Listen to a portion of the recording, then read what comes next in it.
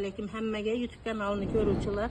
Mana bugun Vilya gulimi o'tgan yil qalamcha qilib qo'yganim bor edi. Kichkina tuyakda turgan edi. Endi uni men kattaroq tuyakka o'tqizaman. Gullar o'sishiga yaxshi. Men tayyor qapdagi magazinda gruntini sava oldim. O'zimizning oddiy yer bilan tuyakni одноразовый tuyakka qilganman men atay qalamchani. Shu mana ildiziga havo tegib qolmaydi. Shundoq olib o'zini ildizini ochmasdan mana shu tuyakka mana ekvaramiz. Bunga ham mana oddiy o'zimizning yerga go'ng aralashtirib qo'yganman. Chetlariga sap-sap to'ldirib ekib qo'yamiz. Uni hali gullaganlarni ham video qilib olib ko'rsatib boraman. Sizlarda ham bo'lsa, mana shundoq ildizini ochormasdan, havo tekilmasdan eksanglar, gulinglar tutib ketadi. Yana bir oydan keyin buni qanday turganlarini men sizlarga video obzor qilib beraman. Bu gulimiz mana hech nima bo'lmaydi. Потому что ildizi ochilmadi.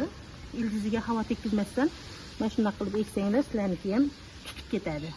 Kattaroq tuyakdagi bugun Vilya gulimni ham ko'chirib qo'ymoqchiman.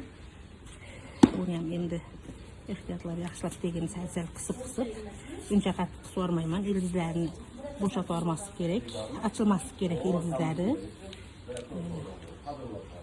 Mana ehtiyotkorlik bilan mana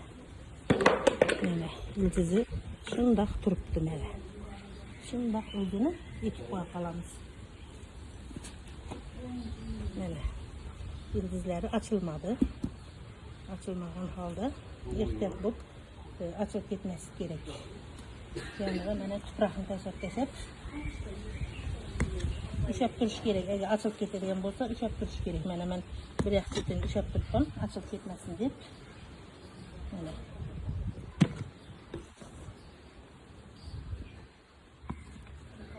mana shundoq qilib eksanglar, cheti ildizi ochilmasa bo'ldi.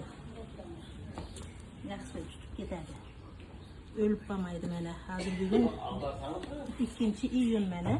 2-iyun kuni men ko'chiryapman. Yozni qaq issig'i, o'sha yoz oyi. Hamma yoz oyida bo'lmaydi deydi. Yoz oyida bo'ladi. Только ildizini ochormasanglar bo'ldi. Hammasi tutib ketadi. Ekib bo'lganniki mana chet-chetlariga so'qib qo'yamiz mana. Yaxshilab o'rnashib, o'zi joyiga o'tirib oladi.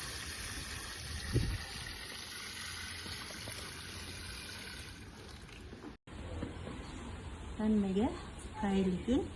Keyingi videolarda ko'rishguncha sog' omon bo'linglar.